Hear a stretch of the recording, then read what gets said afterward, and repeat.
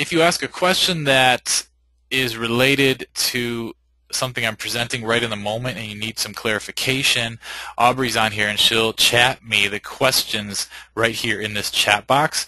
And that way I don't have to monitor the question and answer area, because it could, it just distracts me and makes it hard for me to present my material. So Aubrey's going to actually be feeding me those questions if they're, if there's a question of clarification regarding specific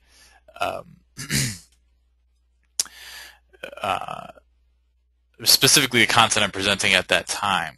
So you can ask your questions at any time. You don't have to wait for me, but I probably won't be, really answering a ton of questions till after I've presented the material. Okay, so this is the session where we talk about setting up your profile, and we're going to talk about foundational principles for marketing on LinkedIn. These are very important. Even if you're an advanced purchaser of the course, this is still very important for you, because we talked about a lot of tactics, but if your profile is not set up properly, a lot of those tactics are not going to work.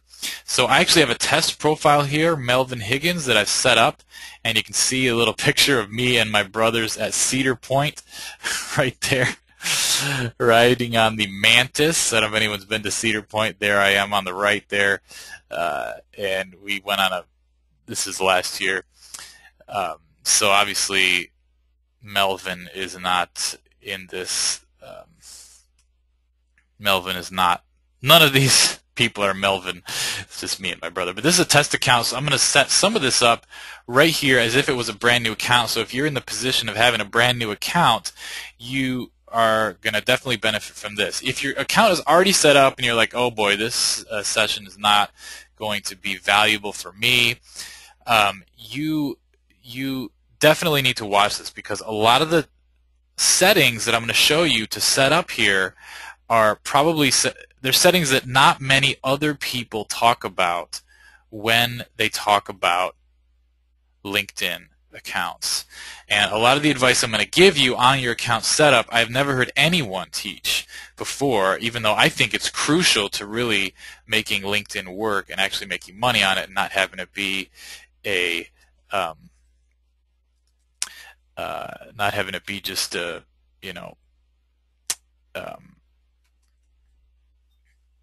a waste, a time waster. Okay. So the first thing that I want to talk about is the big picture of how I treat LinkedIn. Is that I consider my LinkedIn profile a sales letter, not a resume. So the advice I'm going to give you today is not about getting a job through LinkedIn.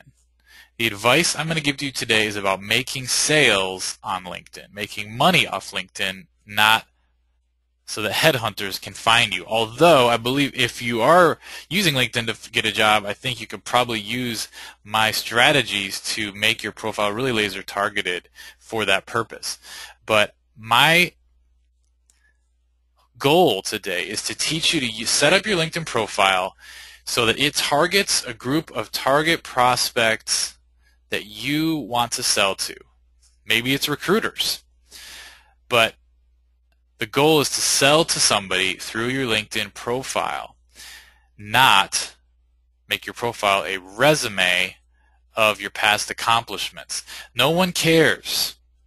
Don't mean to be rude, but no one cares the past 5 jobs that you've had and the positions that you had.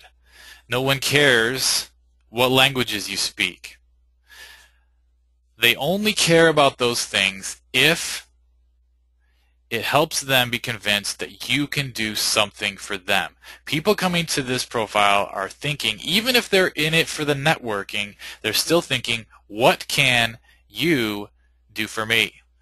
What's in it for me to connect with you? What's in it for me to even look at this profile? What's in it for me to take the action that you want me to take on your LinkedIn profile? What's in it for me to respond to the message you just sent me? These are the questions that these people are asking that are on your LinkedIn that are visiting your LinkedIn profile. So you want to set this up to answer that question. When they come to your LinkedIn profile, think about someone saying, what is in it for me? They don't really care where you work unless somehow that shows them that you can do something for them. Now, the first thing I want you to do, and this is really important, do not skip this. You need to write down some background information. You could type it out or you could write it down, but do not skip this. What you need to do is log into your LinkedIn profile, click on Advanced, and I want you to look at the categories that you see here.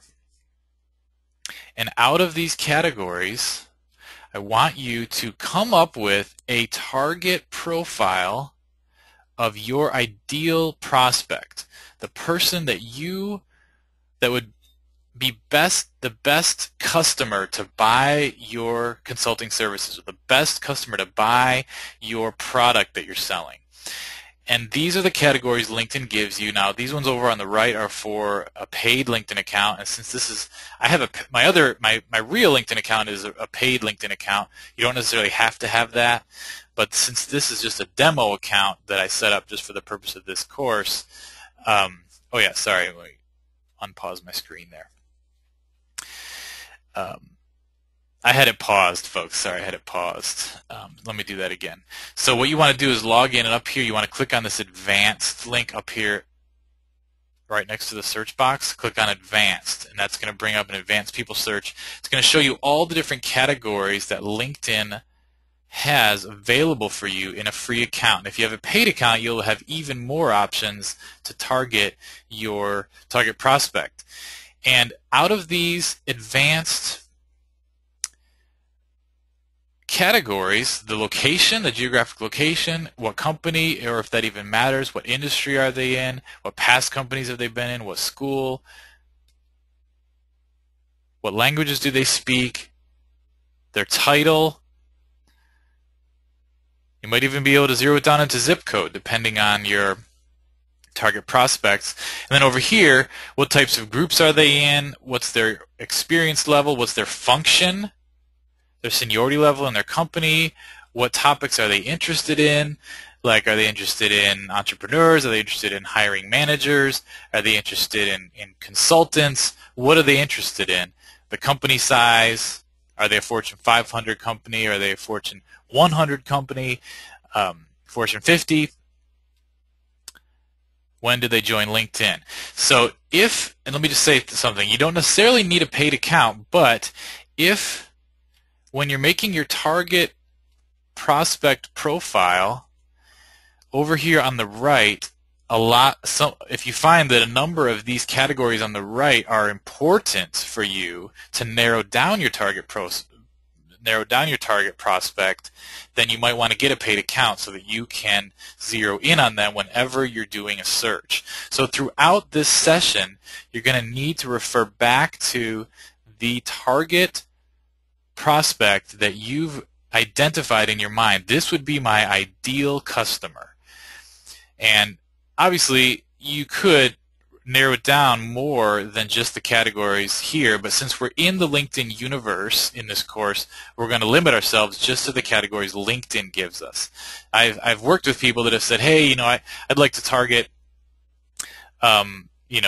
people that they were giving me all kinds of categories that aren't included in the LinkedIn Advanced People Search. And I had to tell them, well, on LinkedIn, we can't really identify people according to that category because LinkedIn has limited categories they allow. But if you find that your target prospect has a lot of these categories here on the right, then you might find it worth it to get an advanced or to get a premium or a paid account with LinkedIn, and then you'll be able to search using these categories here as well. So that's really, really important. I want you to answer these questions as well. What does your target prospect want to know? So is there any kind of information that they're looking for? I want you to think about what action do you want them to take when they visit your profile? Do you want them to call you? Do you want them to join your email list? Do you want them to join a specific group that you've created on LinkedIn? Do you want them to buy a product right off the bat? Do you want them to give you their mailing address? You need to think about, what action do I want these people to take when they visit my profile? Because your whole profile is going to be focused in on urging them and selling them on taking that one action, just like a sales letter would do. So if you say, oh, I'm going to give them tons of options, don't give them tons of options. Just decide in your mind, I want people that come to my profile to do this.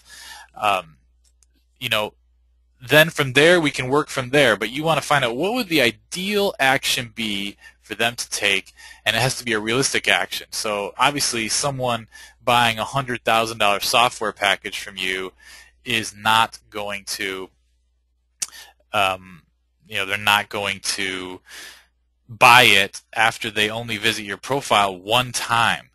So it has to be a realistic action, and usually it's a shy yes.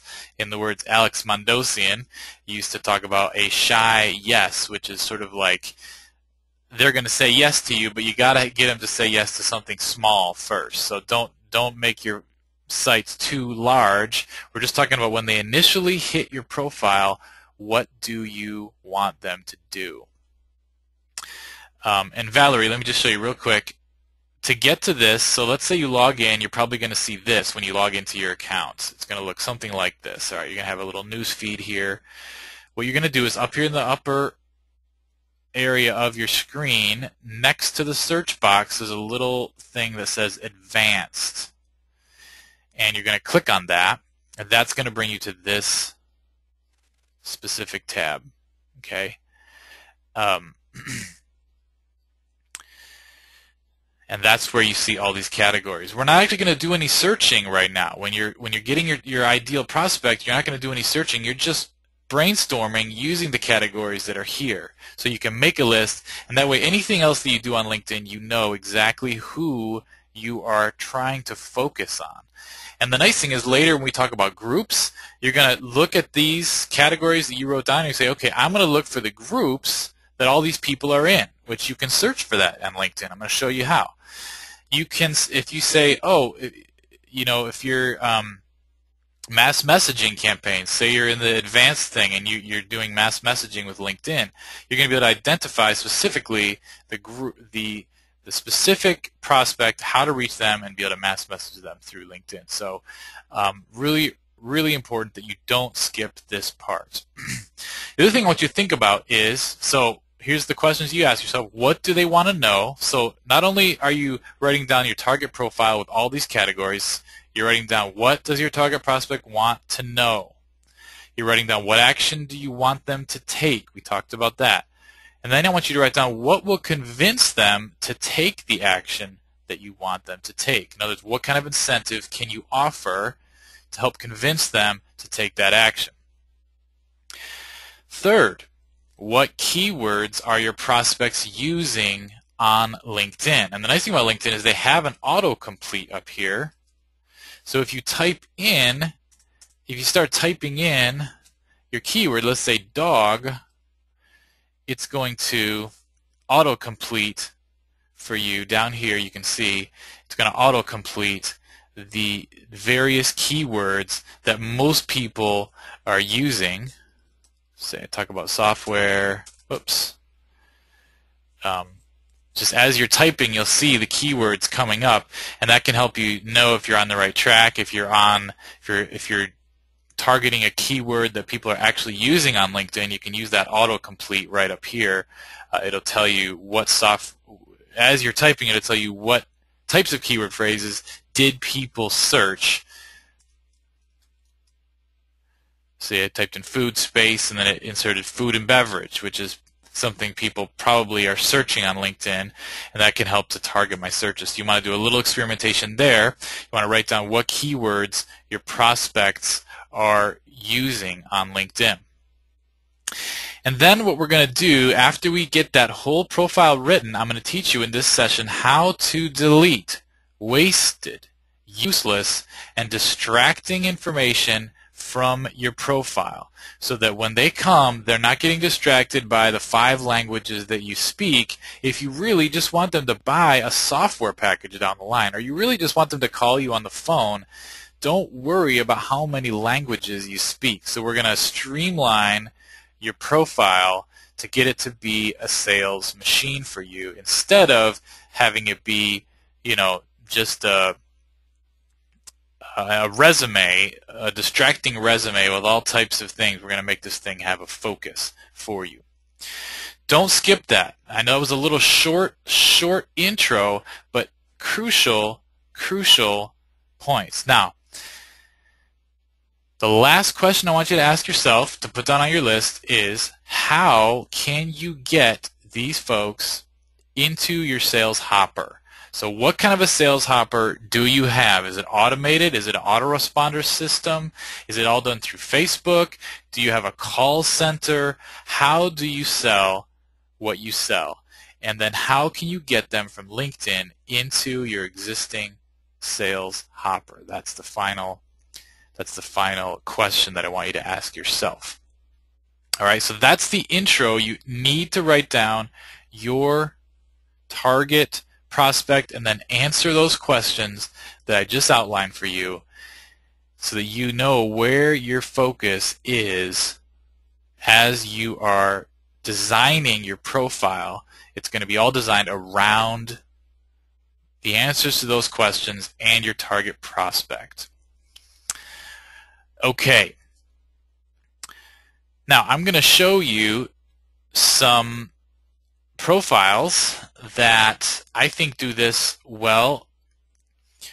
None of these are perfect, but these are some good profiles for you to look at to get an idea for what I'm talking about. Okay, let's look at Matt's here. Okay. All right, let's look at Matt's profile. Now you can see above the fold, sorry, screen's paused again. Above the fold, you can see there's nothing distracting there above the fold. So he's not showing his feed, for one. I'm going to show you how to turn that off, which I recommend. He's not showing. The thing you're presented with when you hit his profile isn't like, oh, Matthew commented on these 3 articles and he liked this article and he joined and he added these 3 connections in the past 24 hours. You're not distracted with any of that.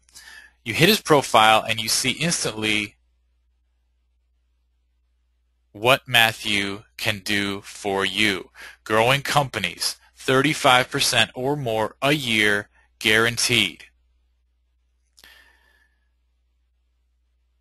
So if I had a company that I wanted to grow 35% or more a year guaranteed, right away he's hitting me right where it counts. Now he's trying to pre-qualify me. If I don't have a company, if I don't own a company, if I'm just a single, one-man shop, I'm not, or maybe I own a company but I'm not really in growth mode, automatically he's pre-qualifying me and disqualifying me actually if I'm not interested in that. If that doesn't hit me where it counts and makes sense to me right away, I'm probably going to leave his profile, which is what he wants. He only wants people contacting him and friending him or connecting with him who are interested in what he has to offer. Then he goes down here, and really this basically reads like a sales letter. If you look down here, is your company revenue flat, declining, or just not experiencing the growth you want? For 20 years, I've gone into struggling or flat businesses within 12 months, increased revenues an average of 35% in 1 year. It's not uncommon to grow revenues by over 85% a year. He's speaking the language of his target market. He's got his target market in his mind, and he is speaking their language here in this summary section. I have built, designed, and refined the marketing and sales systems for over 24 niches and 4 continents. Do you see how he's not telling you anything except for what is going to convince you that you can do, that he can do for you this? He can grow your company 35% more a year. He's got a very focused profile here. Then he says here, see how 3 companies doubled their sales in 12 months. All right, so right away he's got this thing focused in. You can click on that. You can get more experience. Now down here, he's got his experience. He's got his past his past roles in different companies. I would probably, if I was him, I'd probably change some of this. But again, if you're a big corporate, I know for a fact that Matthew goes for big clients, huge corporations, and so this stuff might be important to them. I know he's got his target market in his mind, but he's put his experience right below it. I'm going to show you how you can actually order the modules on your page according to your target market. All right, let me look at another one, and this is another one that's a pretty good one here.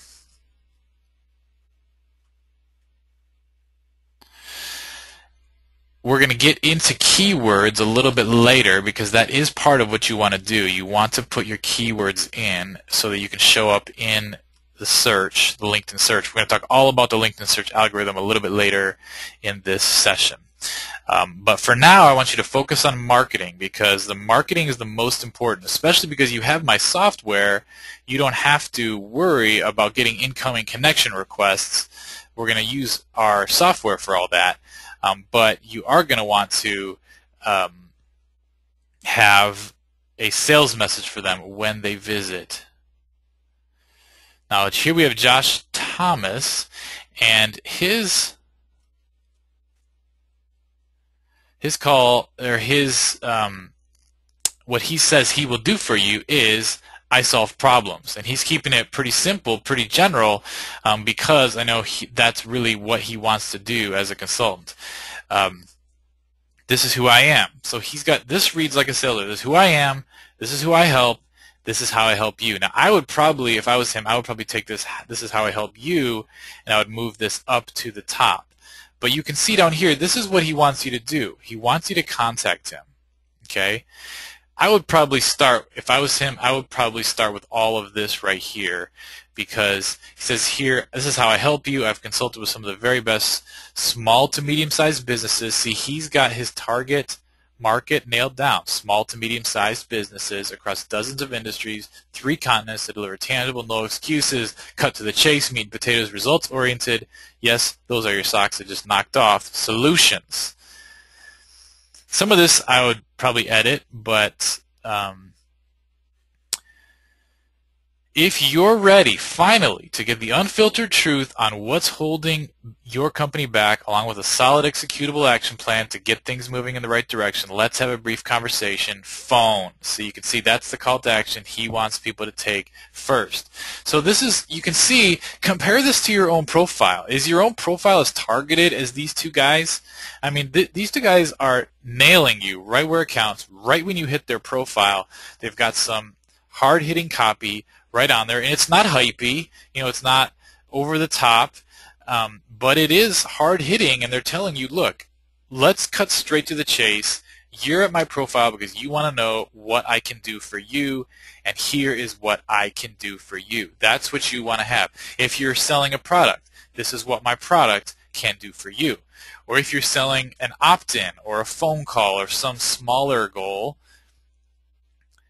this is what my 12 video series that you can get will do for you. Enter your name and email address here.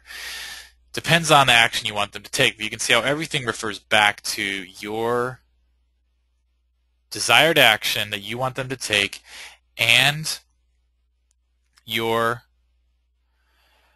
target prospect, your ideal prospect. Okay. Now I'm going to show you something else here.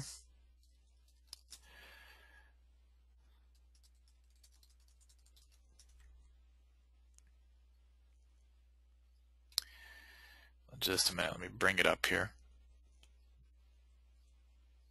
Okay, so what we're looking at here is my own profile, and this is actually a profile that this is what you see. This is what you see of my profile if you're not logged into LinkedIn or if you don't have a LinkedIn account. And the reason why I brought this up because this is sort of an aside, but you want your profile to also sell whether or not they're logged into LinkedIn. See, and LinkedIn doesn't show everything. See, they don't show my connections, and they don't show my endorsements. So you can see why, and you might have a significant number of people visiting your profile not logged into LinkedIn. And actually, as sort of an aside, you could actually backlink this thing, and it can rank in Google search all by itself, and you could actually be getting leads off of this that aren't even LinkedIn people. So that's why and the reason why I brought this up is because I'm really pushing the publications section of LinkedIn to be showing first. I think it really trumps the About Me section that the other two profiles took advantage of. I really love the publication section for two reasons. One, even if you're not logged into LinkedIn, you can still have a link going out. So you're not even in LinkedIn, and you can read my sales pitch. For what I'm trying to get them to do is join my free course and get them into my autoresponder. But if you click this, it leads you to an action that I want you to take. An opt-in form, Facebook opt-in form, which I talked in the last session about how we actually have some free software we'll give you that you can make a nice little form like this. If one of your goals is to get them onto Facebook and get them to like your Facebook page, you can do that with this free tool that we're going to include for you.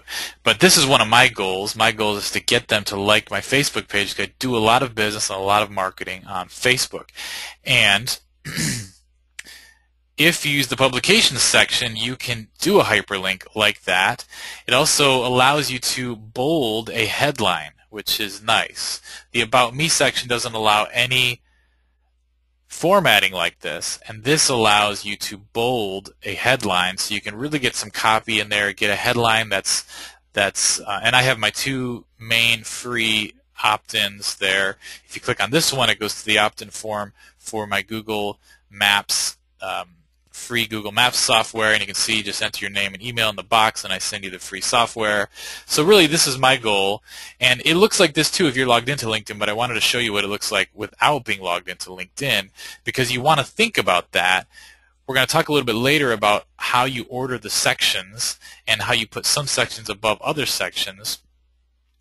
And you want to think about how is your profile going to look, not just to people who are visiting from LinkedIn, but people visiting from Google search, people who are visiting from other search engines who are not LinkedIn members or not logged into LinkedIn. So you want to remember, and if people are not your connections too, you want to think about what will they see if they're not in my network and they go to my profile. So this is why, and I'll show you how to set up your profile to look like this, so that even if they're not your connection, even if they're not logged into LinkedIn, they can see your main pitch with headlines and a link going off LinkedIn onto Facebook, or your opt-in form, or whatever kind of sales machine you have set up to sell your products and services.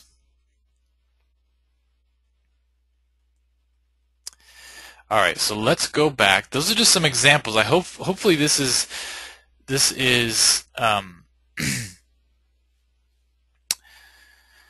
hopefully this is giving you an idea for the kind of profile I'm going to encourage you to set up. You could backlink that profile. Yes, Valerie, you could backlink it and rank it in. I mean, that's sort of more something for the SEO Cash Club that we talk about in the SEO Cash Club. Well, I know a lot of you guys went for the free trial of the SEO Cash Club, which you can get still as a part of this training for 1 month free. It's a free trial, but that is something we could discuss more in there, the SEO of that. But yes, these LinkedIn profiles can rank, and especially if someone's searching for your name or your business name, and you can even get them to rank for the keyword phrases for your business, and then you've got another piece of real estate there on the first page of Google. So, but that's more for the SEO Cash Club. All right. So the first thing we're going to do, let's go back to our profile, and this is assuming you have a brand new profile, and even if you are a LinkedIn veteran, you've had a LinkedIn account for a long time, I want you to go through this specific series of steps. Up here in the upper right, if you go over your photo there, there's a privacy area. I want you to click on Privacy and Settings. Oops, it's going to make me log in again. And I can't remember my password. Hold on, let me get it. Got it over here somewhere.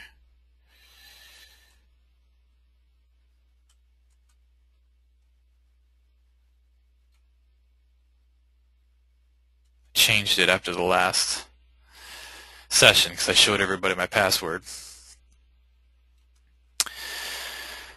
Okay, so this is what you're going to see when you click. So again, what we did is we went on the upper right and we clicked on Privacy and Settings, and then this is where it took us to. All right. Now down here, what you want to do is you want to, let me get back to my notes here because I had to scroll up to get that password. You want to look down here where it says Profile and Privacy Controls. You want to take a look at that. You see that down there? Now, there's a lot of things that I do for my account to make it streamlined. The first thing is you want to click on Activity Broadcasts. So this first link right here, you're going to click on Turn on Off your Activity Broadcasts. And what I would do is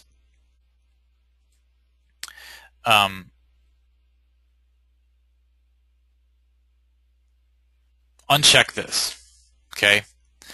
Let people know when you change your profile, when you make recommendations, or when you follow companies. Now, obviously, this is a judgment call, but I don't want people to get distracted by this stuff, okay? I changed my address, or I changed my email address, and then it pops up in someone's feed somewhere.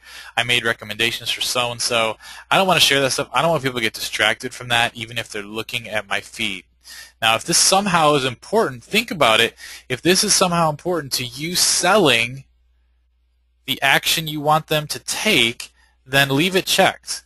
But for me, that's not going to help anyone get on my list on Facebook and my email list and get it to my hopper. So I turned that off. Then you want to click on Select Who Can See Your Activity Feed right here.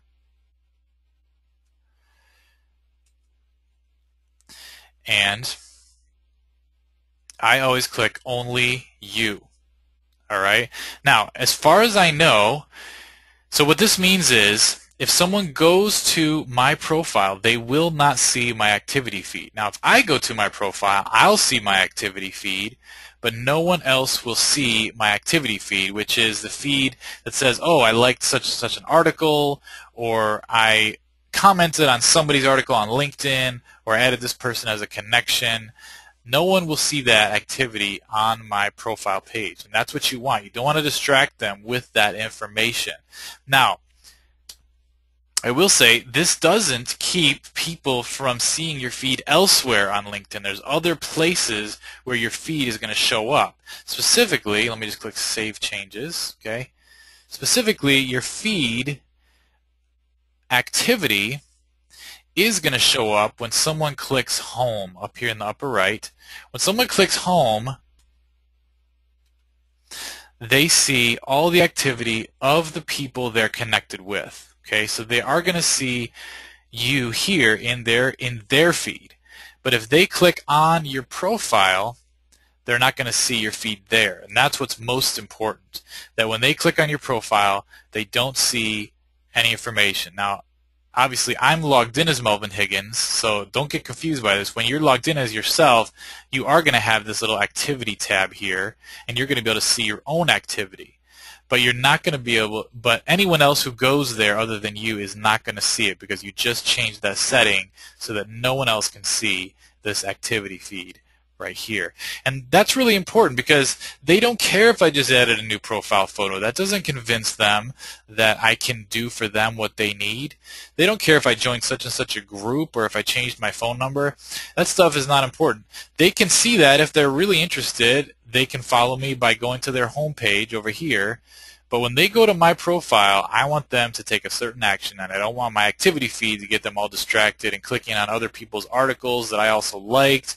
I know people use the argument, hey, this is a social network, you should be social. There's going to be a lot of social stuff we're going to do, believe me, and you don't want them doing it once they hit your profile. You want them to either request to connect with you, call you on the phone, opt in, or take some action.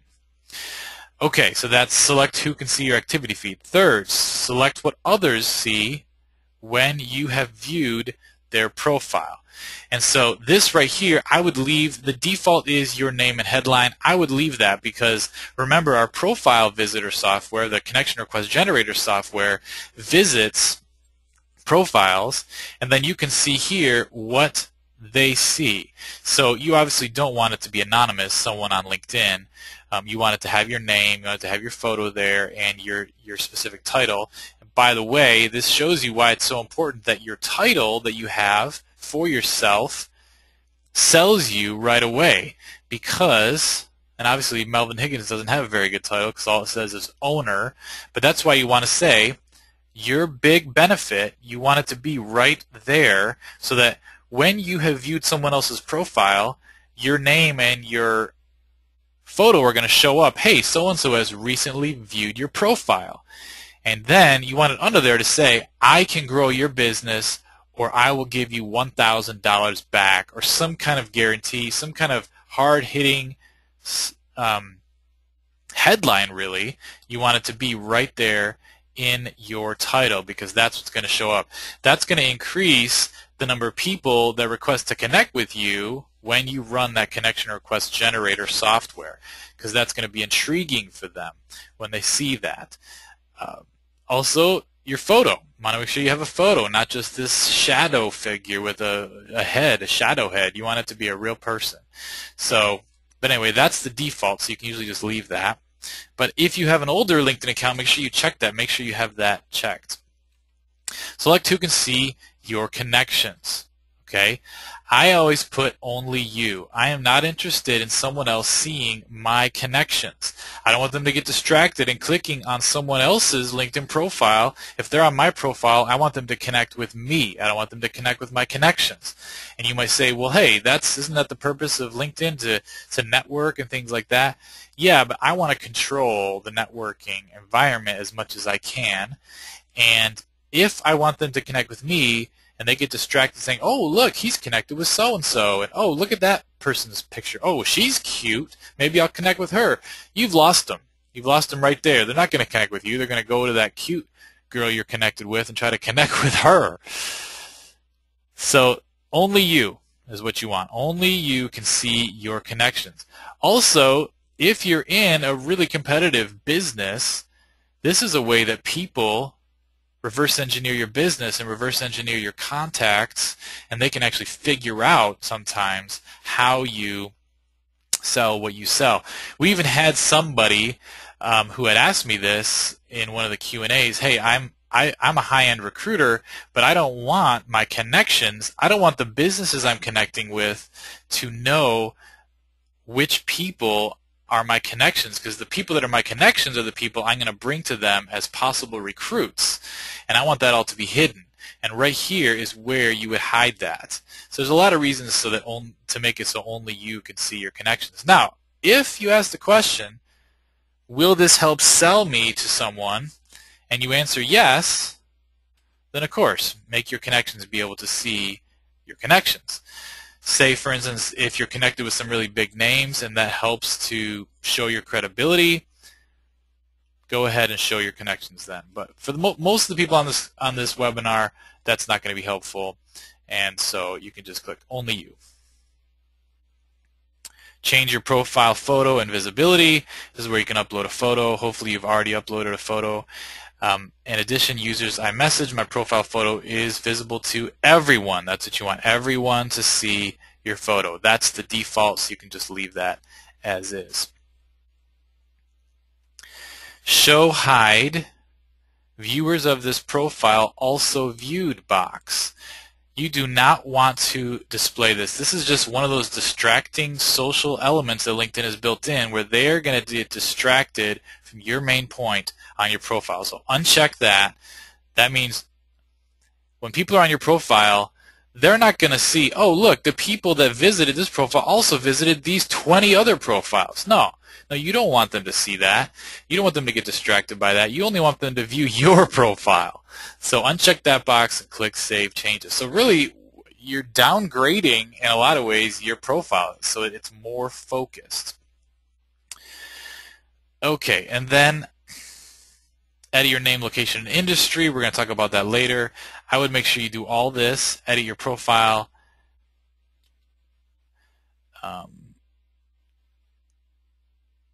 Hold on. No, not that. I clicked on that. I want to click on this. Edit your public profile. Okay? So if you click on Edit your public profile, this shows what your public profile looks like. That means if someone is not logged into LinkedIn, they're just getting there from a Google image search or a Google search, you want to edit that. So you can customize your public profile URL. If you haven't done that yet, do it. Right here, you could have a very easy to remember public profile URL, like linkedin.com/pub/ your first name, if that's available.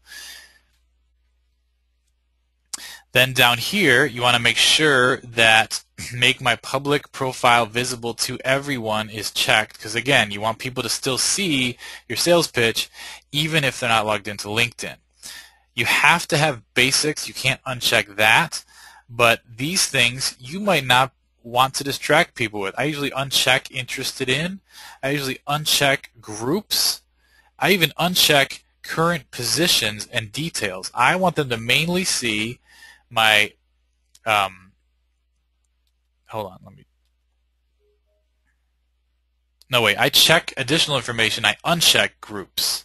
Now for Melvin, he doesn't have any additional information, but that will normally show your other information that you've already filled out. So if you decide to use the publication section like I would prefer, or if you have some other in your summary area, you've got a sales pitch in there, then it will show up here. I usually uncheck groups though. It's not important that they see what groups I'm in. That's just distracting.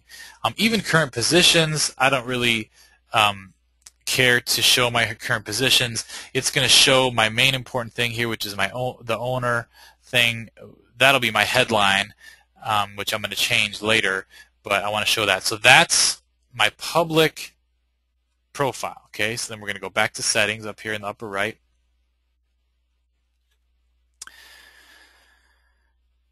All right.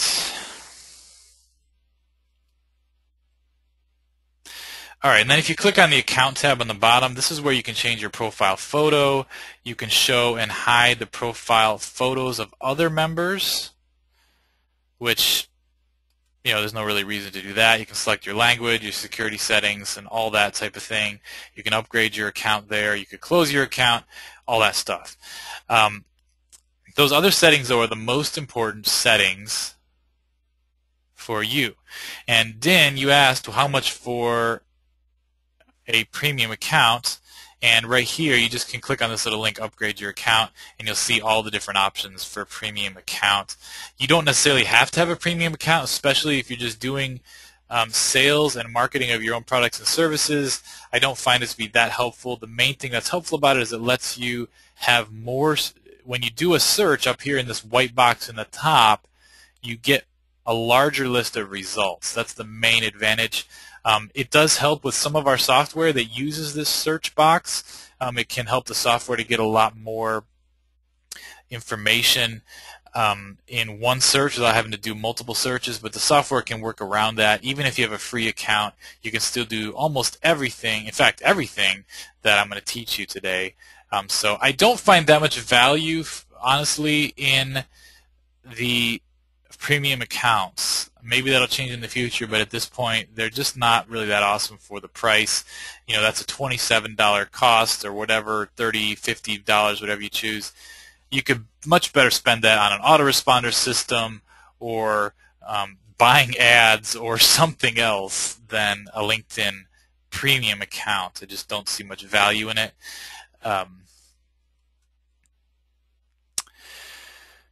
All right, so we've turned off all the distracting social features so that they focus on me when they're on my profile, okay?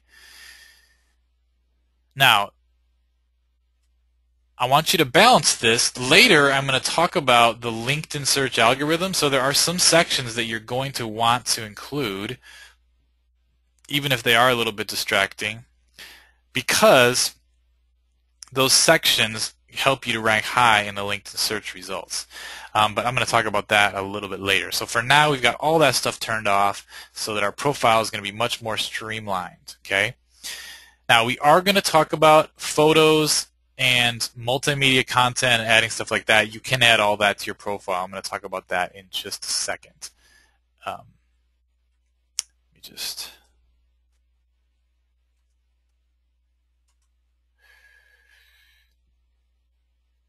mark a couple of questions answered here so that I can keep track of this. Aubrey had to step out for a few minutes. Okay. So we're getting this thing focused. Okay. Now we've got our settings all set up right, so let's go back to our profile. Okay.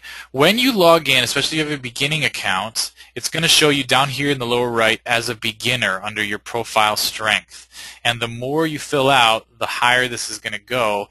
And this is pretty important because you want your profile to not show as a beginner. Now, no one else can see this. Only you can see this. No one else who's visiting your profile can say, oh, look, they're a beginner. But the higher you are, you can see up here, the higher you're going to show up in the search results in general. So you want to fill it up out as completely as possible. When you first log in, you're going to have this little tutorial up in the upper left, and you can start to choose you can just go through, I would just encourage you to go through their profile and fill it out, go through their tutorial and fill it out as completely as you can. And if something is totally irrelevant, you can click skip, but I would fill this stuff out as completely, actually, I skipped all this stuff. Where else have you worked? My past work experience, I've been an entrepreneur for so long, my past work experience really doesn't apply much. Where did I attend school? I can't even remember if I even put that in. If that seems important to you, then you can put that in if you think that helps to sell you. My photo I already have. Skills and expertise. Definitely fill out skills and expertise. This is going to, later on, they're going to ask your connections, do you want to endorse Melvin Higgins for such and such a skill? And they make it really easy for them to click and endorse you so that in the end you end up with a ton of endorsements. Let me go back to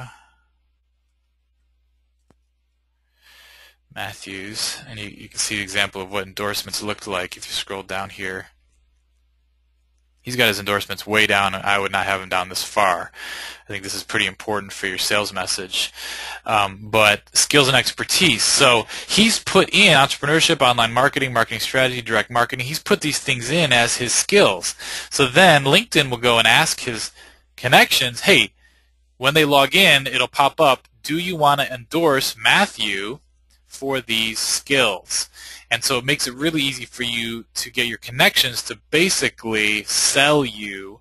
And this is a big sales thing. I think this helps a lot to sell your products and services, especially if you're doing consulting, because they can see all these people think that you're good at this. Now, the reality is it's so easy to endorse. I have people endorsing me that I know they don't even know me. It was like a lion, maybe like a LinkedIn lion that accepts all connections. They endorse me for all kinds of stuff.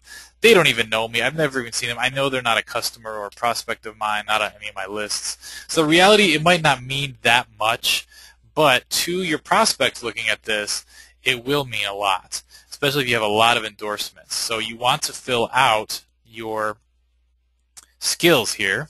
I'm going to skip this for now. If this is important, what did you do at owner, company name, then you can put that in. This lets you tweet your profile out and share it, which I would recommend you do if you have a Facebook following or a Twitter following.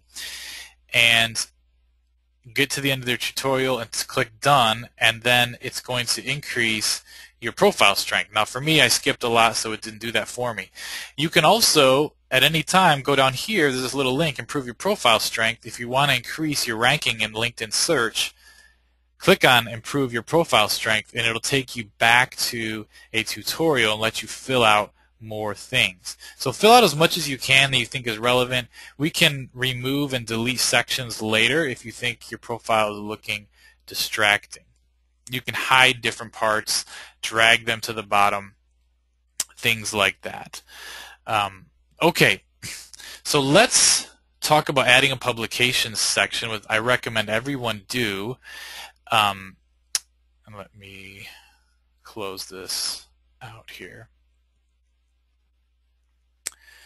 So I recommend that everyone add publications. You can use your background section if you want. You can use a summary section. But the way you do that is you go up to Profile, you click Edit Profile. Steve, yes, your profile photo is visible to everyone if you choose. In the security settings that I showed you, if you go back and review the video recording of the session, I show you how to make that profile photo invisible if you don't want people to see it. Personally, I like having everybody see my photo. So you go to Profile, you click Edit Profile, and then it's gonna look something like this.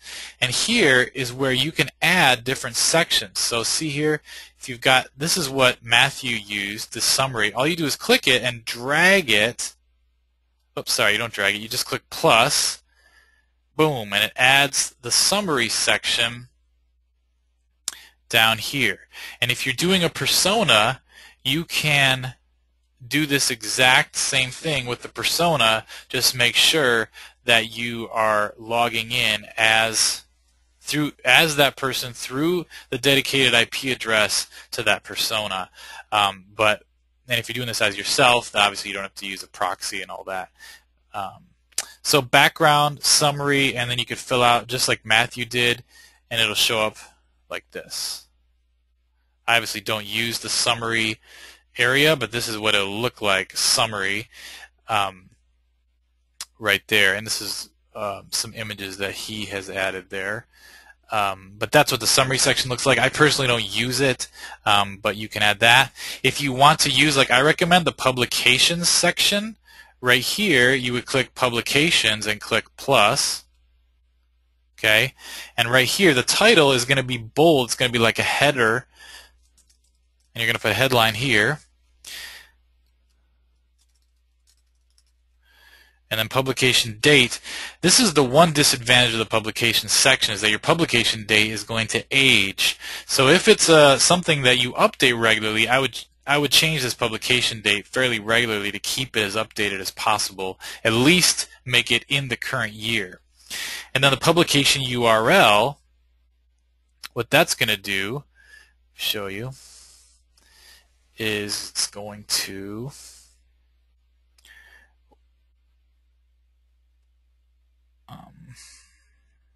just a minute here.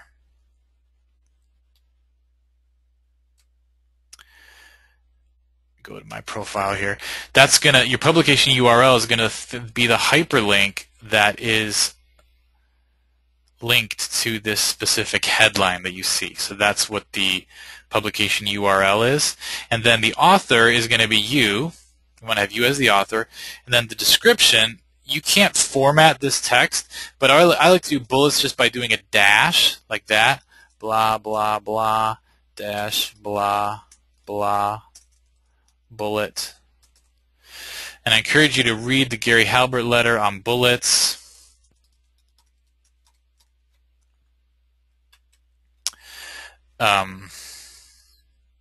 I'll send this out to everybody because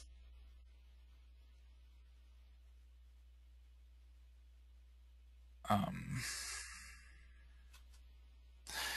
would encourage you to read that. That'll really help you to write some awesome bullets for, it's a free article there that'll really help you write some awesome bullets for this description area. Even if you're doing it in your summary section, not using the publication section, really help you to write some awesome bullets. Okay. So here it lets you add, oh, let me get out of this and save this. Where am I? I lost myself here. Melvin.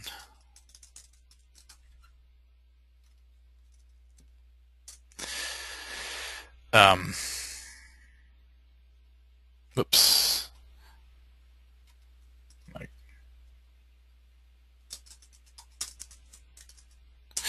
I'm just going to delete this so I don't have to deal with it. Remove this publication.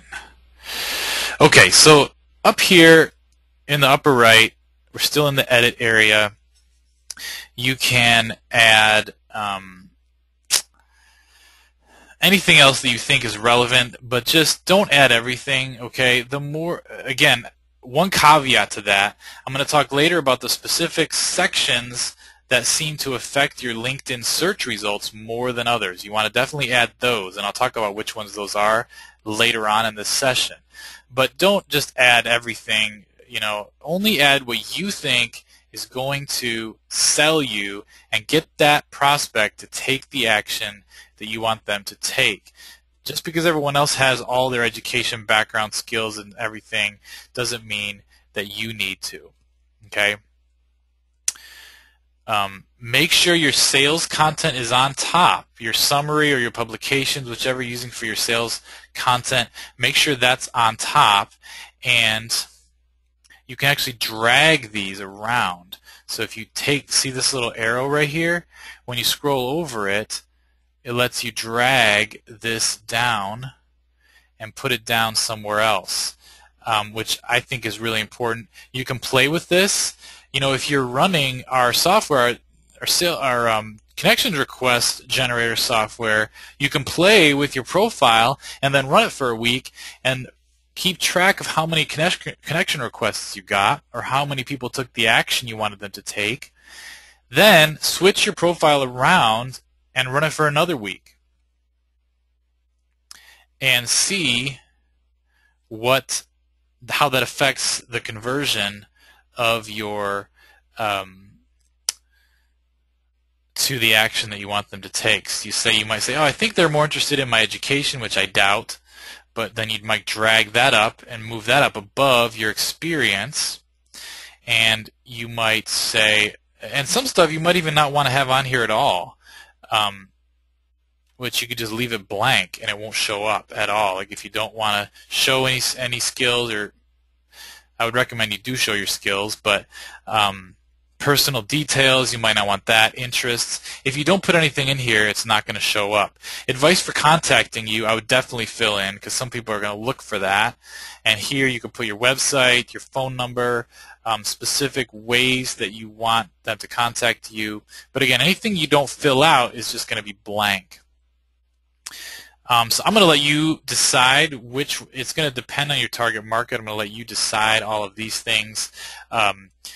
That's, if you're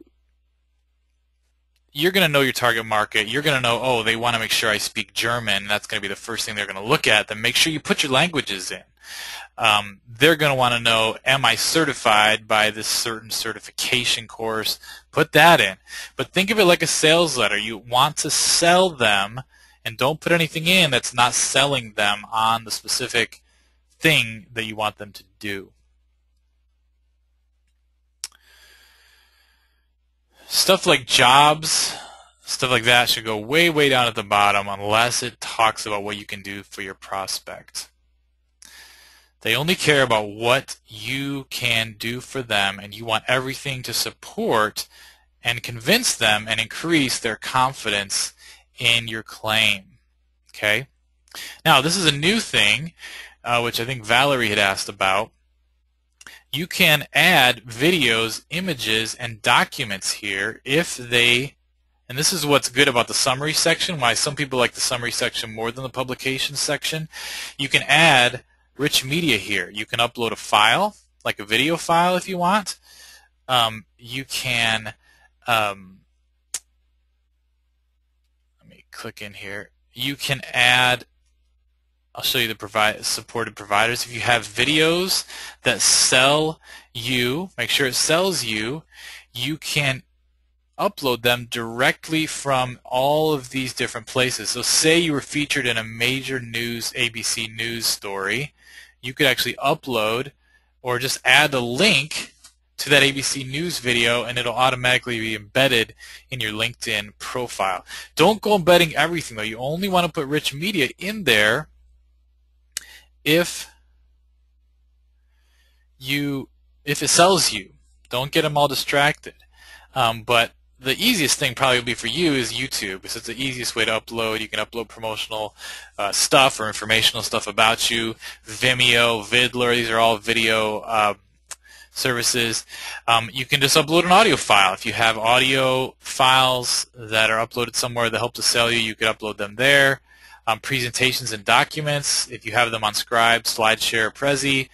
Prezi's pretty cool. That's a great way to upload some pretty unique information. And then you've also got these other social sites if you want to upload those types of things. So you can upload some rich media there. You can upload images as well if you want to have images uploaded somewhere, or you can even just upload a file. And this is constantly changing which files you can actually upload, but you click on upload a file. All that will go in your summary areas. That's why some people like the summary area if they really need rich media.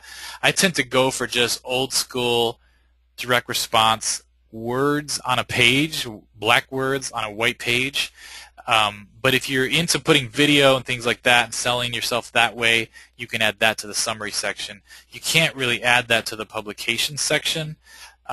So it's a little more limited, but you can. The nice thing about the publication section is you can add headlines and hyperlinks off LinkedIn if that's your goal. So it really depends on what your goal is. That's why it's so important to answer those questions that I listed at the beginning of this session, because those are going to tell you what specifically you need to do and how you need to modify your profile.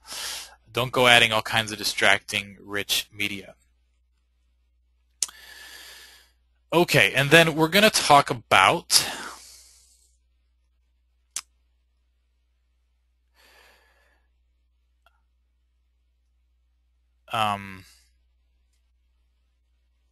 the LinkedIn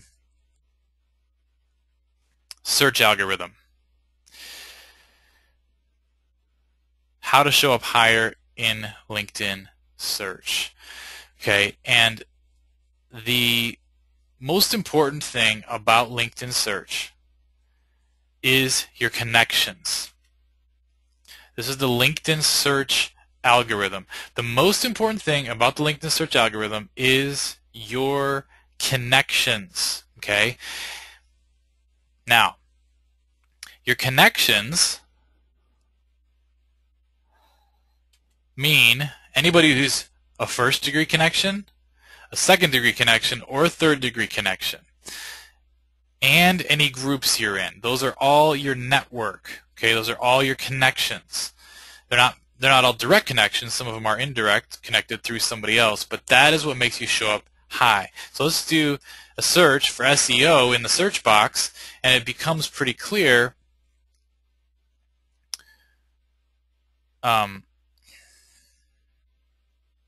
who shows up. Actually, let me do a search for something else. I'm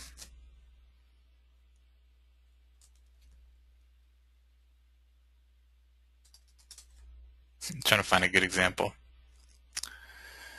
of this because I only have one connection. So it's hard for me to show this in this sample.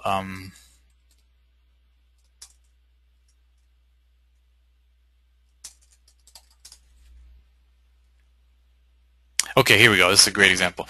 So doing a search for owners. Let's say I'm searching just for owners. The main thing that is going to make you show up on top is being at least at least a second or third degree connection from as many people in your target market as possible. And the main way you do that is just by having a lot of connections in your target market. Because, and anyone who knows about the 6 degrees of separation, the more people you're connected with on a first name basis, directly connected with, then that exponentially increases the number of people that you're in a second degree connection with. So that's why you want to get as many connections as quickly as possible, and we actually have a whole session just dedicated to connections and making connections, so I'm not going to talk a lot about that here.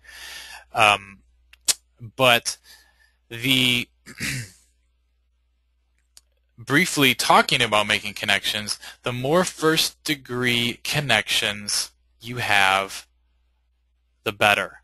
And there are black hat ways to do this. We talked about a lot of those using that advanced software in the advanced area, for the advanced purchases, which you can buy still, by the way.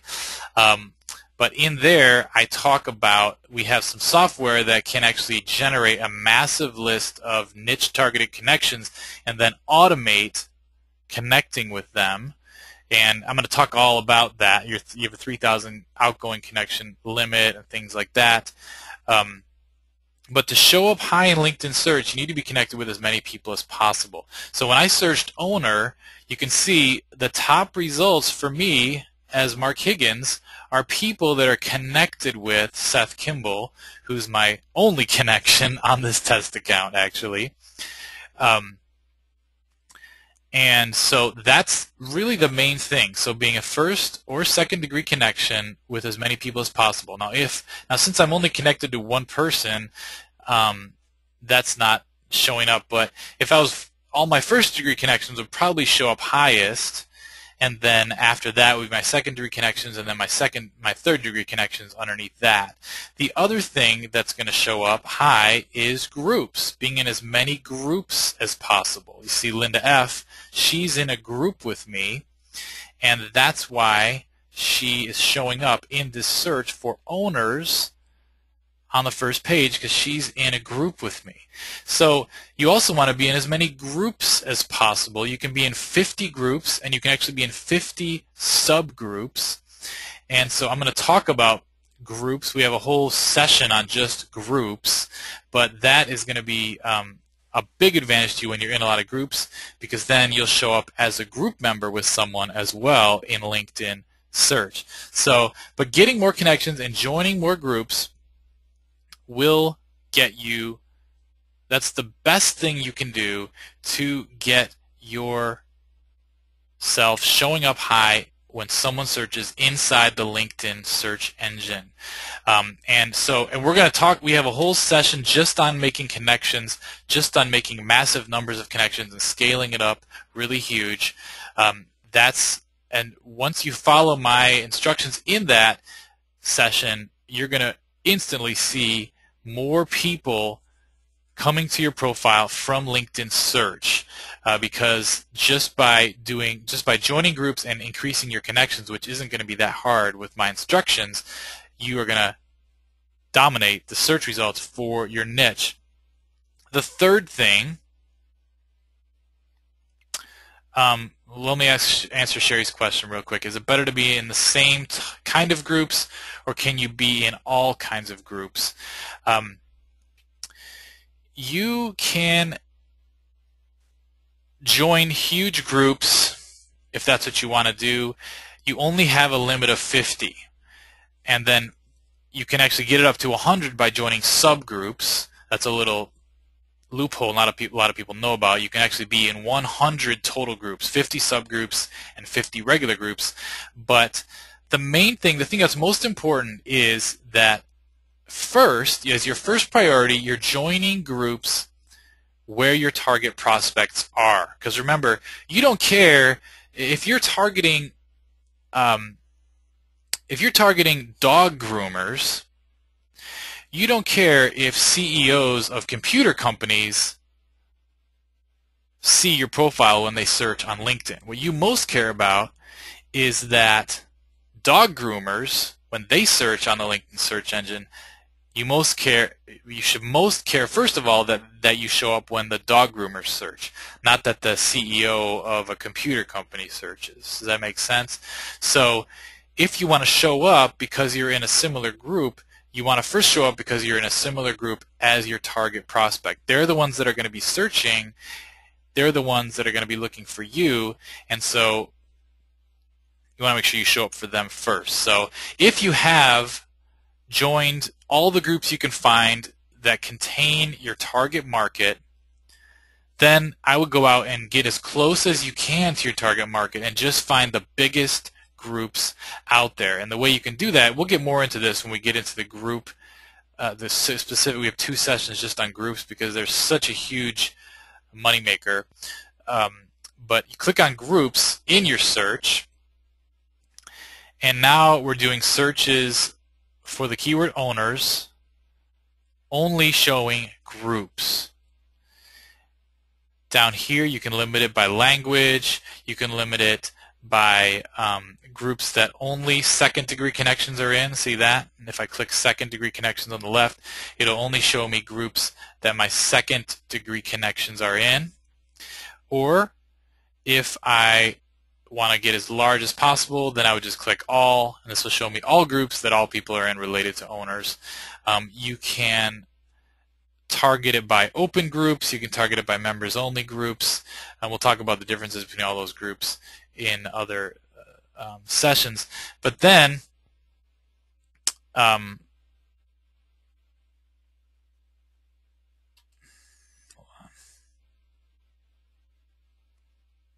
yeah, so that's what you want to do, and you want to find the biggest groups that are related to your target niche and join those first, and then slowly you can get in a wider circle of maybe something that's remotely related to your target market, join that group, once you've joined all your groups. So remember, you have a limited number of groups you can be in.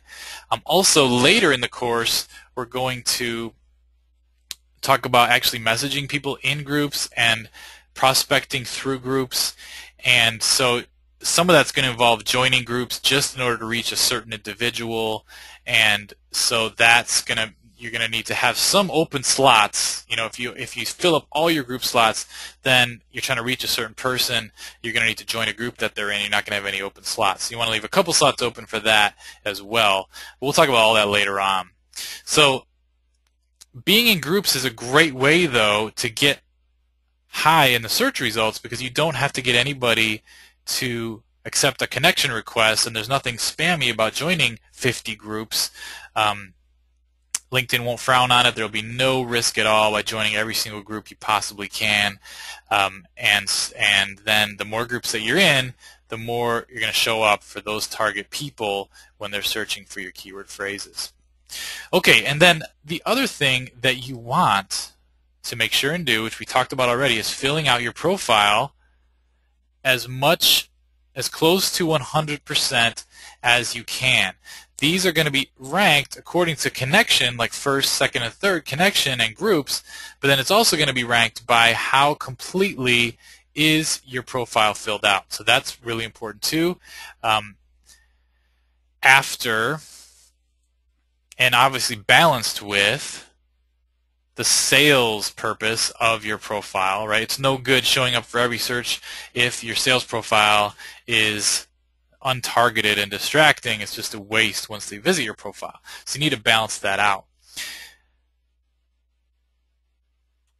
There's a couple of areas when you're filling out your profile that you need to make sure and fill out. Let me go back to my profile so I can show you. You want to make sure your keywords are in certain areas. One, your name. Now obviously you don't want to spam. Actually, in none of these sections do you want to spam the section, keyword spam the section or keyword stuff it. Don't do that. In fact, that used to work really easily on LinkedIn. It's not working as well anymore. So it's not really going to get you high if you just repeat your keyword like 20 times. It also is going to make you look like a fool. So if people visit your profile and they see a keyword repeated like 90 times over and over, that's not going to sell you very well. But say if somehow you can fit your keyword into your name, like with a nickname, like I could say Melvin quote the consultant's consultant Higgins. Like say I sell products for consultants. I would say my name is Melvin quote consultant of consultants Higgins, like your middle name. Sometimes you can get the keyword phrase in there. Don't make it look spammy, okay? Only do it if it can look natural. But if you can get it to look natural and you can get the keyword in there somehow under a nickname or something like that, that's going to help you. Also, your headline. Having your target keyword phrases in your headline are a big section where your keyword phrase can make a big difference. Also, your job titles and your skills. Okay, so here's the skills section over here on the right, and I encourage you to have skills anyway listed because then people can endorse you. Your experience also, and this is where you need to balance it because people might not really care. Your target market might not really care what companies you have been at and what your company name is currently, but if you have that in there, that's going to help you rank for your search. So you might just want to drag. If you add that experience section here, you might just want to drag it using this little button here, drag it down to the bottom so it's not distracting, but so it's still affecting your rank in the LinkedIn search results. Those are the main areas where you have to have your keywords. Okay, there's a lot of other areas, a lot of other modules that you can add to your profile, but they're not going to help you necessarily rank. I would say those 5 are the most important. Your name, your headline, your company name, your job title, and your skills. Those are the most important ones for you to make sure and have your keywords in. Don't spam it though. Make it natural so it flows with the page, it flows with the sales pitch, but it still can really help you rank in your search results. So that's the LinkedIn search algorithm. More connections, which I'm going to teach you how to do that later. Join more groups, fill out your profile 100%, and put your keywords in the name, headline, company name, job title, and skills. And Steven says, one more time, that list of 5. I'm just going to paste it here so you guys can all have it. Name, headline, company name, job title, and skills. That's the main focus where you need to have your keywords. Obviously, you can have your keywords in other places, and if you're backlinking it, and obviously we can talk more about this in the SEO Cash Club, but if you're backlinking it, you can and you're trying to rank for Google search, then there might be other places on the page you want to include keywords, keyword-rich content, just for Google. We can talk about that. If you're a member of the SEO Cash Club and you got that along with your membership, the free trial we offered, you can go and we're going to add a LinkedIn section, and we can talk specifically about SEOing LinkedIn profiles and stuff like that. But just for the LinkedIn search engine, that's the main thing. Name, headline, company name, job, title, and skills. Those are the main important areas to have your keywords. Okay, so that's all for setting up your profile. Any questions? I want to make sure to get your questions in before it gets too late. We've been going for about an hour and a half. I want to make sure to answer any questions that you have. And I lost my chat box here, though. Let me see if I... Oh, there, it came back. Okay, Aubrey. Okay, I have a free trial offer from LinkedIn. If I fill out all those advanced elements on the profile page when I have the premium, will all of those elements of my premium profile remain in place if I don't continue with the premium membership. Yes, if the only thing is, and I don't think there's any modules that are exclusively part of the premium. If it has a little premium icon, then you know that that'll go away when you, if or when you cancel your trial subscription for the premium LinkedIn. But I believe all of these will stay. I don't think there's anything that's tied to a premium account. The premium account features are mainly regarding searching and messaging. Those are most of the premium features. Involve messaging and searching for connections and things like that, but not so much your layout and your design of your profile. And we can get a lot more into premium accounts and the advantage of them in the connections module that I'm going to do, the connections session that I'm going to do. But yeah, I don't think you have to worry about that.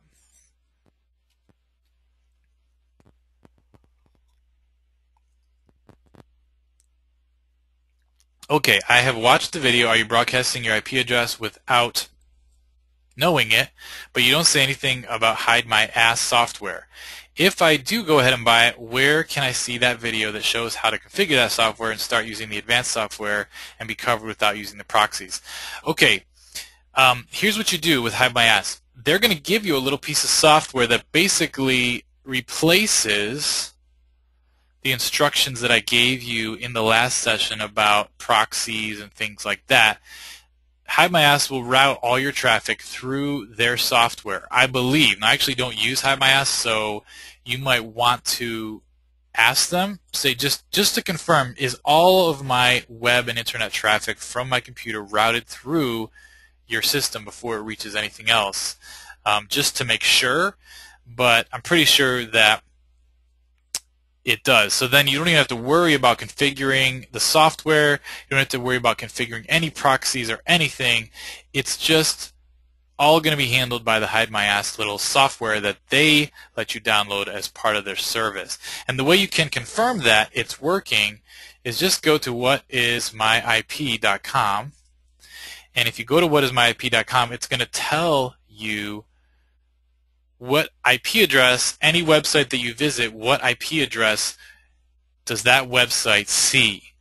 And you can actually, all of our software, since all of our software is browser-based, it has a little web browser inside it, you can go to What Is My IP inside any of our software that we're providing here, whether you're an advanced purchaser or a standard, and it will show you inside the software what anything that software does, which IP address is registering in LinkedIn on LinkedIn's log files.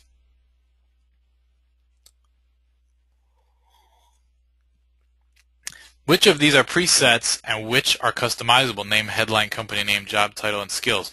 All of them are customizable. You can customize all of those. They let you change. Actually, almost everything on your profile is customizable. Some of the layout things aren't customizable, like they don't let you move this owner, Ferndale, Michigan, all this stuff. They don't let you move that down at all. This is always on top. You can't drag this down. But almost everything else is customizable. You can delete it.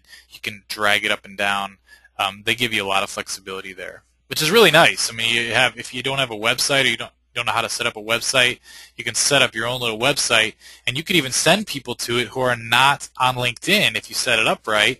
And there you have it, your own little website to sell your consulting services without even having to set up one.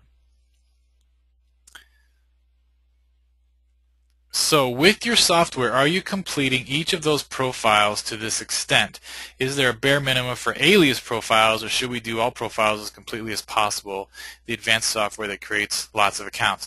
Yeah, the advanced software creates lots of accounts. It'll also automate fleshing out the profiles. That one of those tabs, if you saw it, you can actually just click a button and it will reference a CSV file that you create. I don't want to get into too much detail, but it'll auto-generate a lot of this information for you.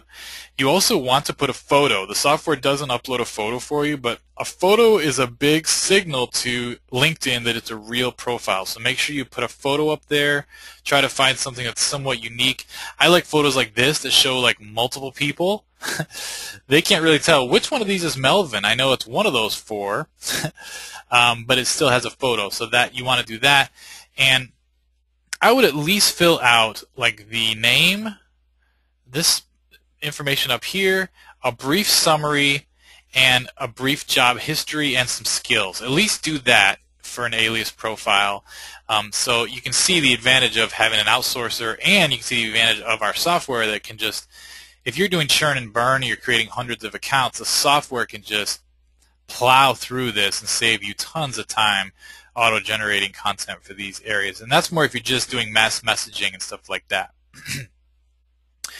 Are there photo albums? No, there are no photo albums. You'd only add pics like I showed you in the summary area.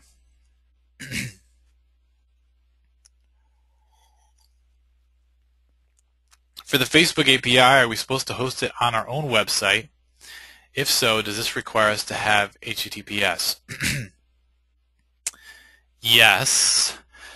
You don't have to have HTTPS, but if you don't, they'll get a little warning. Some parts of this page are not secure, which always confuses and intimidates people, even though really it doesn't mean that much. But actually, man, I'd hate to. I wish Seth was on here because I'd hate to mislead you about hosting and stuff. So if you could just shoot Seth a message just to chadwarrior@gmail.com and ask that specific question. He created that tool. He used it to create, I believe he used it to even create my own Facebook thing, but I actually didn't do any of that. Seth's kind of like my tech guy.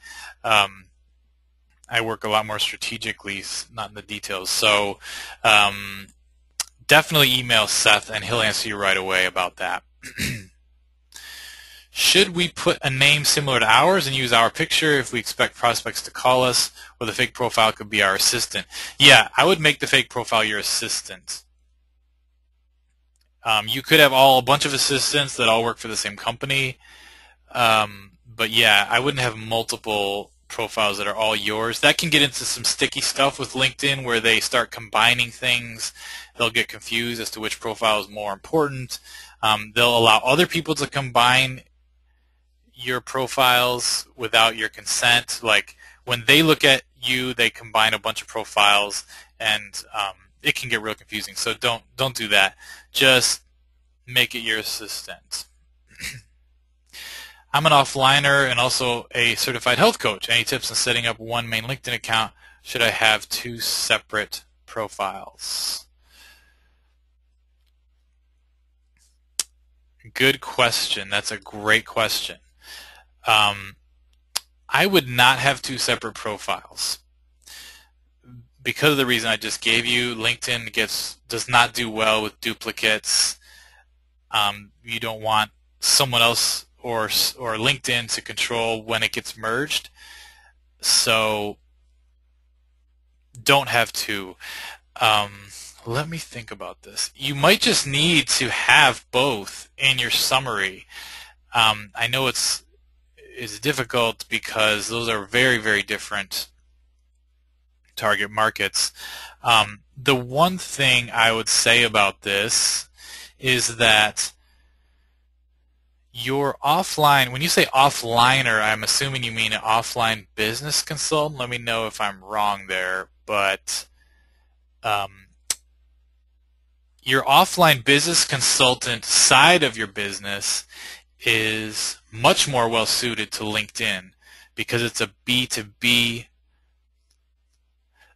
setup, whereas certified health coach is B2C, I believe. You're probably looking for anybody to coach, and they might not necessarily be a business owner or involved in business at all. They might just be an employee or something. They might be unemployed. They may not be on LinkedIn at all, and you'd still coach them.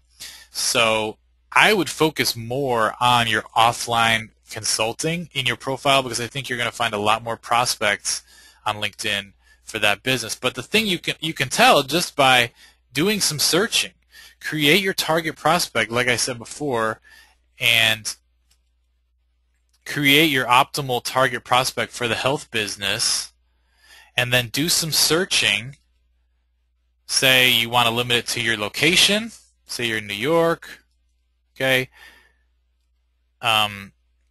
You want you don't care about their company or anything like that, but you want to make sure they speak English. You want them to be college degreed somehow, and then do a search and see how many prospects are actually out there that you might be able to contact through LinkedIn. Your offline business obviously is going to be you're going to have massive numbers of prospects because everybody on here is involved in business somehow, and most business owners are on here as well. So you might just want to focus in on that. It's kind of more of a business decision.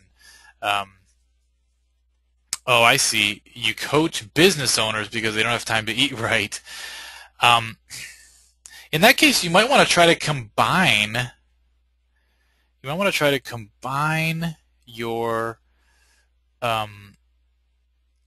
business somehow, more like life coaching, marketing, and life coaching. Somehow combine it so you're incorporating holistically their business and their health, their personal health as well. And you could even get into other things like stress management, lifestyle design, and things like that, if you want to get into that stuff too, and try to combine it. These are just some ideas. I'm just brainstorming off the top of my head, so I don't know. Hopefully that's helpful. If you can't find a way to combine it, I would just focus in on the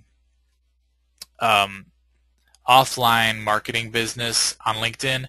You're going to be getting prospects for your other business as you bring them in for your offline consulting, and it can just be a supplemental product that you can sell them.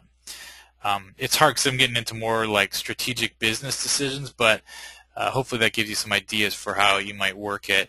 Especially if your business owner's health is a smaller market, or it doesn't sell as well, or it's a harder sell, you might want to wait until they're already a client of the offline business and then sell that as a supplement. I don't know the ins and outs of your business, but yeah, that's how I'd probably handle it. How could you set up a profile for lead generation for multiple niches? Are you talking about products like ClickBank type products, things like that, or are you talking about multiple niches of services or multiple niches of high-end type products? I can't remember, Valerie, if you're on the advanced course or not. Because, okay, she says insurance, mortgages, satellite TV, explainer videos, things like that. Yeah, personally, I would separate these out. Now, if for some reason it's really you for each product, it's really you that they're ending up connecting with, and you don't want to get into black hat stuff, I don't blame you. I mean, LinkedIn will get you in trouble if you're not careful, which is why I spent so much time talking about proxies and stuff in the last session. But this might be a case to go black hat with it. I'm not sure. It's really difficult if someone comes to your profile and they say, hey, you want insurance? You want mortgages? You want satellite TV? You want explainer videos? And it's so distracting. What might do well for you, and even for you, Din, as far as the health coaching and the offline consulting, is to have an offer that will work for all of your prospects in your different niches. And then from there, separate them out into sub-lists. I don't want to get into a lot of detail about how to do that, but especially if you have Infusionsoft, you can segment your lists really well, and you might bring them in on a certain offer and the way you would target them would be to, when you're using the connection request generator software, make sure you're using keywords for people that would be interested in your offer for the opt-in form, whether it's Facebook opt-in, email opt-in, or whatever. And then once they get in there, then you can figure out who they are and sell different things depending on where they're at. That's one way to do it. But really, the more options you give people when they hit your profile, the more different things you offer them all at once, the less likely it is that they'll take any action at all.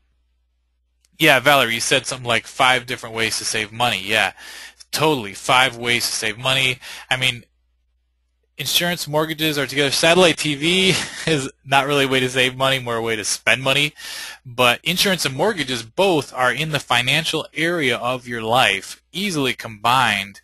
And people that are interested in managing their money, increasing their net worth,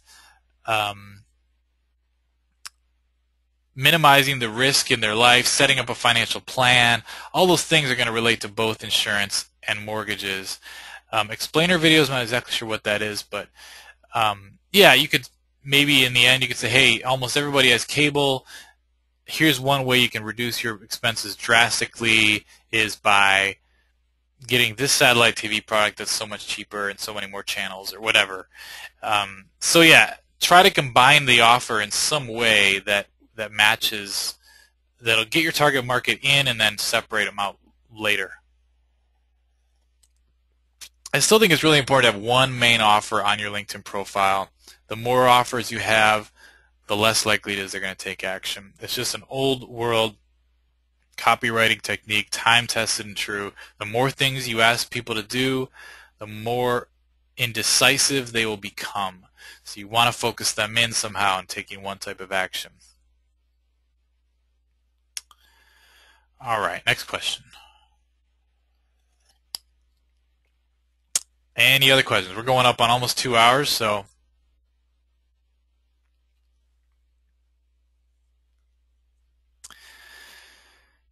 Jay, yeah, you say, I thought with this course and software you would have suggested one profile per lead niche. Yeah, it sounds more like both of these folks, though, are actually selling themselves as a financial,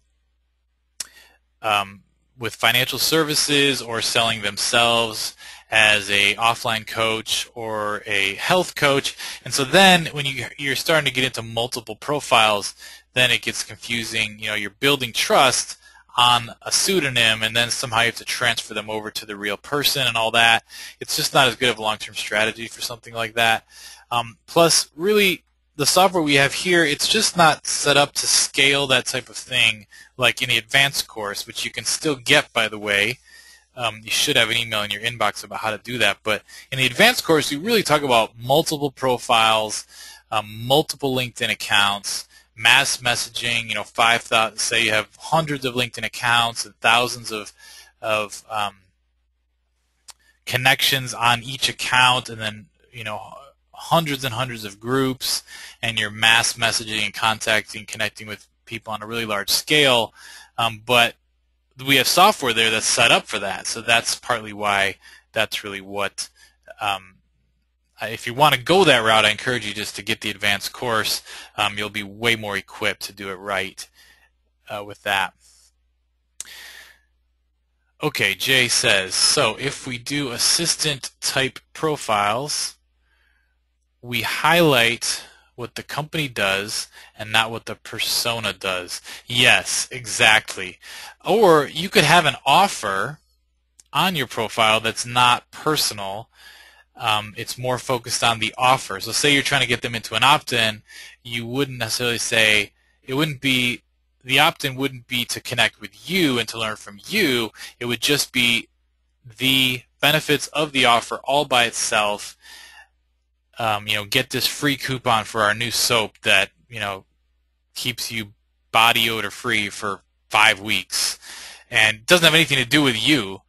And then you're going to transfer them over from the persona to the real person if they ever need to contact you, the real person. So you got to be real careful with that, though, Jay. Really watch the videos on proxies. log into the members area. I have 3 videos at the very bottom about hiding your IP. You got to make sure you're clearing your cookies. You got to be real careful because LinkedIn will connect your accounts together using your IP address and other ways, and it will ban them all in one fell swoop if you're not careful. So you really have to be careful with that black hat stuff. All right, any other questions? Going up on almost 2 hours, so I don't want to keep you folks too late.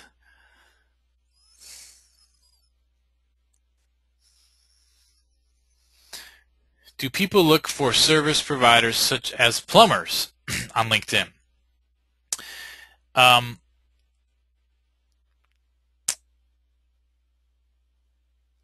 The trades, so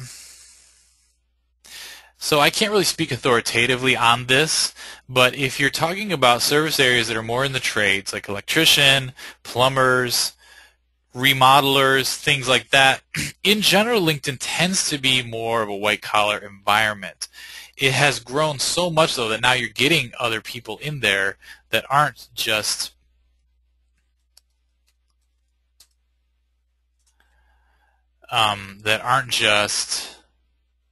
white-collar.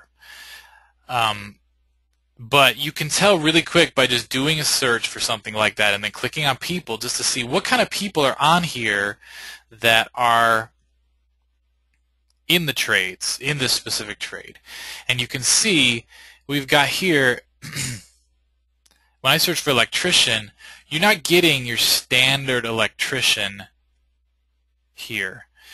You're getting entertainment-related electricians. You're getting electricians that work for large corporations, like this guy down here who's working for some kind of offshore oil rig electrician.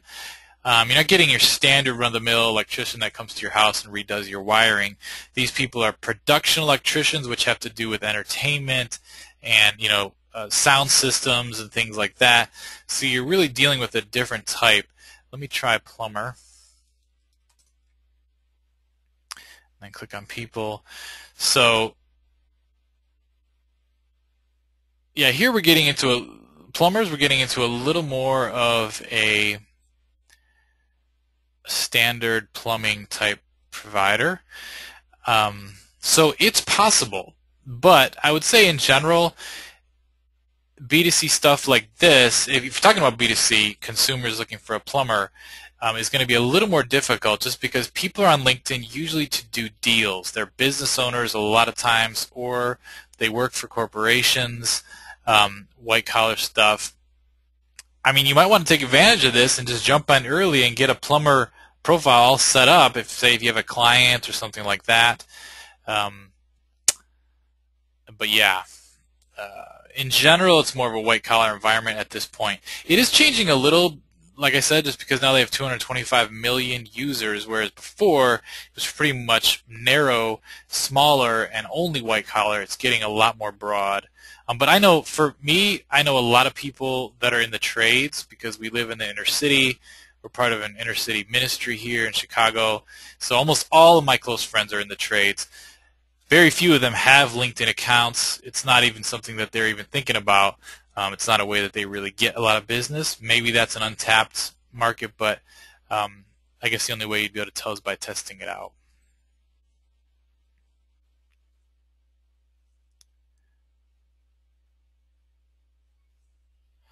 Last follow-up. With advanced software, proxies are taken care of, for which you just explained.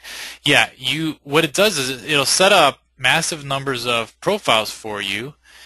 Each one will be associated with one proxy. You give it a list of proxies, and then for the life of that profile, you're using that proxy. So it has that built into it. Some of the tabs you're doing manually with the proxy, and some of them are going to deal with that exact same list of accounts that you've created in the beginning that are associated each with a proxy. So yeah. Why would you use a churn and burn system? How could you use those leads? So let's say, for instance, in my own market of selling internet marketing, or one of my markets, it's not the only market I'm in, but selling internet marketing consulting and training, I would set up profiles that can, well, here's the thing about churn and burn, is it allows you to do mass messaging. That's the big advantage. Because LinkedIn, the main way that they limit you is by limiting the number of impressions per day per account, limiting the number of, monitoring at least, and limiting the number of messages. Now, there's an exception to that with the group messaging, but limiting the number of messages per day per account. And so it makes it difficult to scale. Like, say you want to send out 10,000 messages in a day, it makes it difficult to do with just one profile because you just run out of impressions. You know, say you can only do 3,000 impressions, you can't send 10,000 messages with 3,000 impressions. Also, if you're doing mass messaging, a lot of those messages are going to get marked for spam, and those accounts are going to get deleted. So you want to have them separated from your main account in case they get spanked, and you don't want them to affect your main business. So that's why it's so important to do. There's other markets other than internet marketing that where you could apply it this way, where you really want to scale it huge. You want to contact thousands and thousands of people, and you don't want to be limited by the limits that LinkedIn puts on a single account. So that's mainly why you would use churn and burn. Also, if you're selling lower priced products and you're going more on volume, that's when you would just churn through accounts, messaging, and it would just be a numbers game. That's the main way. Say you found a good offer that you know converts well, but you just need to send that offer out thousands of times to make decent revenue off of it. You're not really able to do that with LinkedIn unless you start to scale it up with a lot of accounts, a lot of groups, a lot of messages, and a lot of connections. So that's the one side of the advanced course. Now, the advanced course also lets you zero in with laser focus on individual prospects. So there's two sides to it, really. If you're doing high-end sales, you really only need a smaller number of prospects to make a six-figure-a-month income, depending on how big your commissions are or what kind of revenue or profit you make off of a sale. And so we also talk about that. So those of you on here that are local consultants and things like that, the advanced course is going to be a huge value to you because you're consulting one by one by one, and this advanced course teaches you how to do that. You're going to be amazed at the strategies in there for getting right inside and getting the trust of someone and having the leads come to you rather than the other way around, where you're constantly cold calling, you're constantly prospecting, and getting turned down. You're going to have leads coming to you for your local SEO, your offline SEO consulting. So I highly recommend the advanced course for any kind of consultant, any kind of SEO consultant, any kind of business where you're getting clients. This course is going to be for you, and then also for those that are just really cranking it up and scaling anything really large. That advanced course is going to be for you too. There should be an email for you in your inbox, and that email is going to show you exactly what you need to do to upgrade, because you want to get, it's cheaper for you since you've already bought the standard course. To upgrade, you don't have to pay anything at all right now. You'll just pay the second payment next month, whereas everybody else is going to pay $600 now and $600 in a month, $1,200 total. You're going to pay nothing now and $500 in a month, so you'll be paying less in total than everyone else, but only until tomorrow, Thursday at noon. So if you're interested in that, jump on that now. And if you didn't get that email, send us an email at chadwarrior@gmail.com. It would help us if you could send us your original receipt with that email, because that'll help us. Depending on your specific account, there's different instructions for how to upgrade, and the email you received had your specific instructions customized to your specific account type, but we need to know that so we can make sure we give you the right instructions. That way everything will stay under your one login. You'll be sure to get the the $200 off deal for the payments, and you'll be sure to not have to pay anything now to be able to upgrade. And then after that, we're going to send you a survey of what times can you actually make for the live sessions, so we can make sure everyone gets on the live sessions this time instead of last time tons of people just couldn't make the live sessions. So all right, Jay says, is it saturated? Surprisingly, no. This churn and burn type stuff is not saturated on LinkedIn. And I talked about this a lot in my sales letter for the course, actually, because right now LinkedIn is experiencing massive growth, but there's not a lot of black hat folks that know how to take advantage of it. In fact, a lot of my own private masterminds and my own private sources of black hat information, no one is talking about LinkedIn hardly at all on these places, except for maybe just like a source for backlinks. That might be one way that they're using LinkedIn, just as a buffer site with massive backlinking campaigns. But no one really knows how to really get in there and do mass messaging, how to build up tons of accounts at once or anything like that. They also don't know any kind of high-end prospecting techniques. A lot of people, you'd be surprised, for their 225 million people, you'd be surprised how many people don't know really how to take advantage of LinkedIn. And you being on this course, it's really going to put you above everyone else, just even being on the standard course. Now, being on the advanced course is going to really put you ahead of the game, being able to use some of these strategies that are going to be viable for a long time in the future, just because people just don't know how to take advantage of these things. So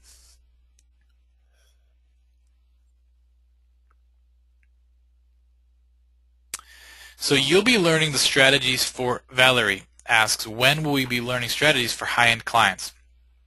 If you're an advanced customer, you bought the advanced course, we're going to do a live session for the advanced people only, and that's going to be where we're going to teach the strategies for high-end clients. This is the standard course that you're on right now, which is important for you. I think you really need to watch all these videos so you have your account set up properly and you have a lot of the foundations as well as the group stuff.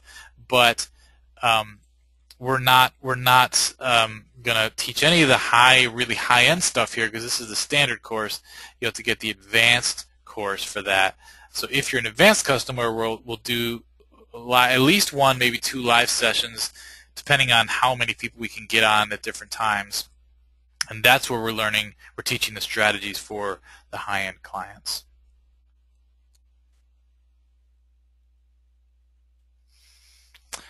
All right, any other questions?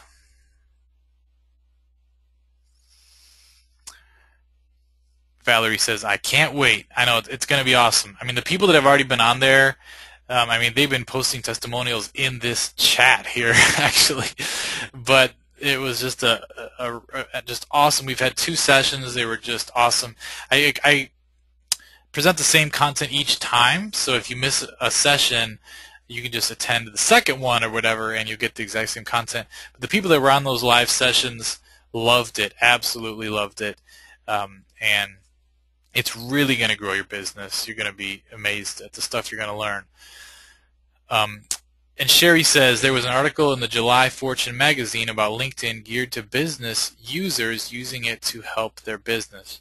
Yeah, so things are growing. I mean, LinkedIn is definitely growing, but a lot of business owners still don't know what they're doing. You could even take the information of this on this course and do LinkedIn consulting, and what you have learned from this course, you're going to be head and shoulders far above anyone else on LinkedIn, any business owner on LinkedIn. Most of the people on here are not going to know what they're doing, and it's a great product, service that you can offer business owners.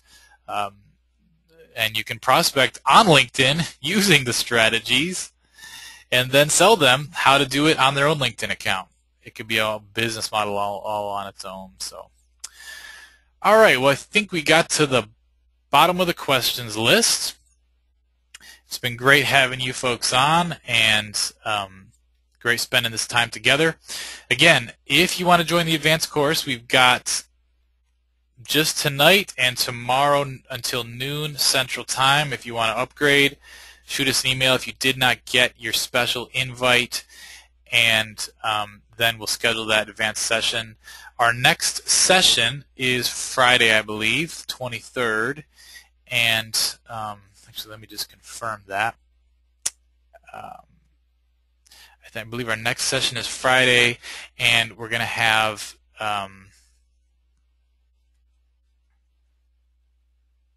just looking at my schedule here. Yeah, the next session is Friday, and I believe we're going to, I was going to start into the groups. I'm not sure if I'm going to start into the 2 group sessions that was originally scheduled. I might actually talk about adding massive connections in the next session. I'm not sure. I need to decide that here. But either way, it's going to be an awesome session. Make sure you get here. The advantage of being here live is you can ask your questions, anything that's confusing. So it's great to have everybody on taking advantage of that. All right, I'm going to end this webinar now. We'll have the recording in there as soon as we can, and so you can watch it, rewatch it, take notes. And if you have any issues or any questions, please send an email to chadwarrior@gmail.com, and we can help you out there. Let me just send this out again, so everybody has the email address. That's the best way to get a hold of us, and we're monitoring that, especially regarding the launch and the course. We're monitoring that pretty heavily, just so people can get their answers quickly. Steve asks, do we use that email for the review? Yes, as part of the advanced course, and I forgot to mention that, you get a review of your LinkedIn profile, your LinkedIn sales process, your prospecting funnel, and all that. We will review, and we normally charge $400 for a video. It's going to be a private video sent to you where we analyze your private account, and normally we charge $400 for that, and that's going to be included in your advanced course as well. So yeah, Steve, you would send that just to chadwarrior@gmail.com. Make sure you mention at the top, I'm an advanced customer, here's my LinkedIn profile, give me some information on the funnel you have set up, and we can help you tweak it, critique it, and make it a money-making machine for you. So, all right, I'm going to end this webinar now, unless we have any other questions. Going once, going twice. Good. Everybody have a good afternoon or evening or day, depending on where we are in the world, and I will see you on the next session, August 23rd.